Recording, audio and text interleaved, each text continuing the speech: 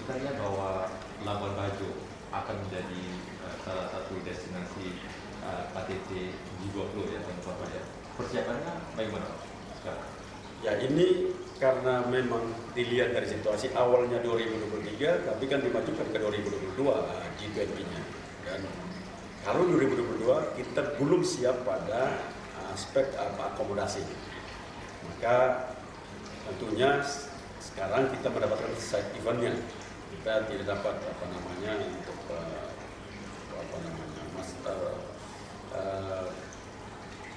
G20 untuk daerah ini dipindahkan ke Bali.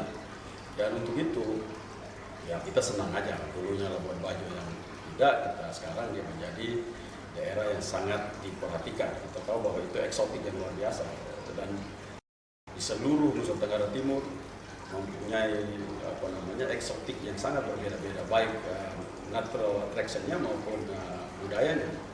Jadi saya pikir ini sebuah kesempatan terbaik buat Nusa Tenggara Timur untuk mempromosikan budayanya, etos kerjanya, potensi-potensi yang dihasilkan itu sangat bagus untuk kita siapkan di Labuan Bajo saat ini sedang dikerjakan. Dan terima kasih kami kepada Bapak Presiden Joko Widodo karena lewat beliaulah Labuan Bajo itu bisa dikenal.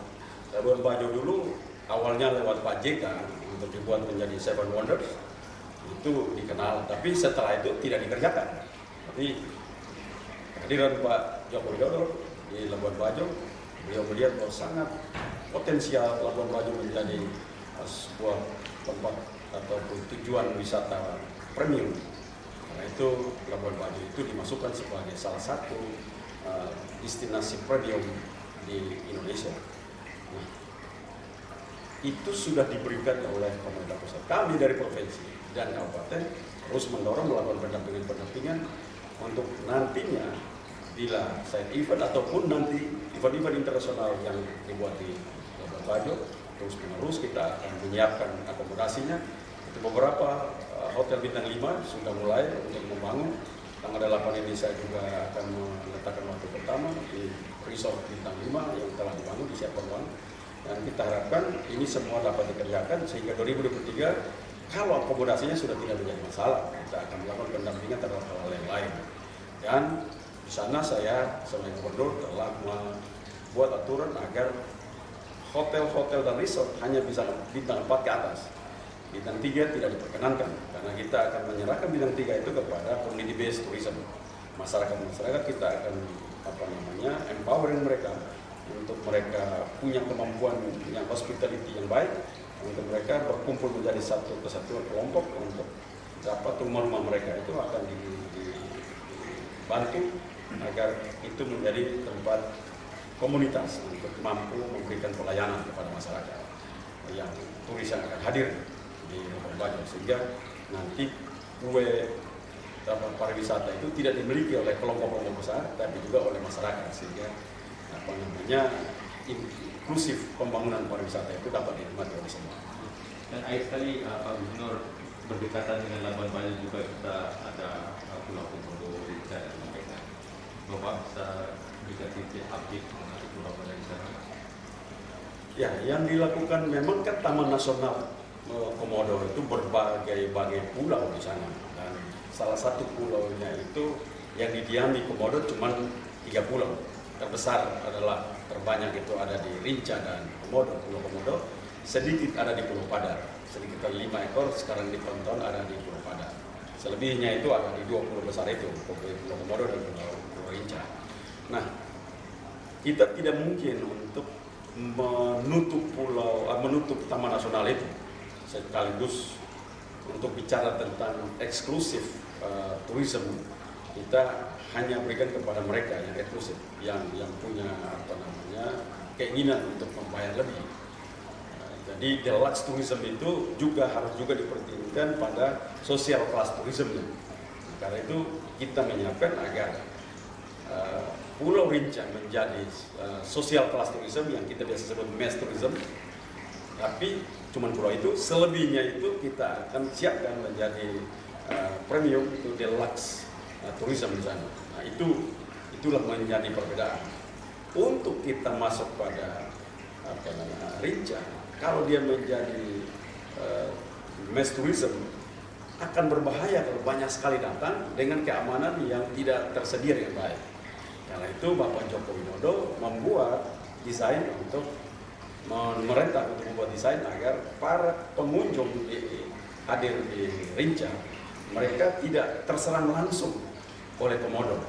Jadi dibuat jalan, struktur jalan yang baik, jembatan yang baik, sehingga orang bisa melihat komodo dari atas tanpa membahayakan diri. Juga kepada kaum teman-teman disabilitas yang mereka bisa hadir untuk menonton atau melihat komodo itu juga dengan infrastruktur pelabuhan, infrastruktur koridor jalan yang disiapkan dengan baik, sehingga mereka juga bisa melihat komodo itu dari dekat dengan mata mereka sendiri. Nah, itu makanya didesain di Pulau Rinca. Selebihnya, seluruh pulau-pulaunya dia akan menjadi komodo yang sangat liar dan itu berbahaya. Dan tidak diperkenankan kepada mereka untuk masuk karena aspek keamanannya itu sangat spesial dan itu perlu penanganan secara serius. Nah, ini menjadi dorongan untuk kita melakukan deluxe tourism itu, sehingga bayarannya mahal tapi yang dilihatnya wildnya, komodo yang liar yang bahaya itu menjadi bayaran yang mahal. Jadi bukan komodo yang jinak yang berada bermain di tempat itu kita serahkan untuk orang ke Rinca. Begitu juga Pulau Padar, kita harapkan ini menjadi pulau yang eksklusif. Di sana kita siapkan dengan baik sehingga alamnya begitu eksotik, itu kita mampu menikmati eksotik di daerah itu dan semuanya itu akan ditutup, tidak ada yang bisa masuk. Itu kita akan pakai cuma members only. Jadi kita aplikasi yang mereka yang bisa di sana mendaftarkan diri dan $1.000 itu akan masuk selain dari Rinca. Maka semuanya tidak bisa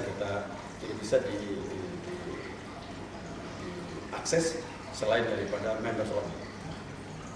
Diving dan yang lain-lain, pink beach, semua itu members only. Satu-satunya cuma Rinca Island. Rinca Island mungkin itu hanya untuk mass tourism. Setelah itu mereka lihat, nonton, dan segitu mereka pulang atau makan mungkin di Rinca.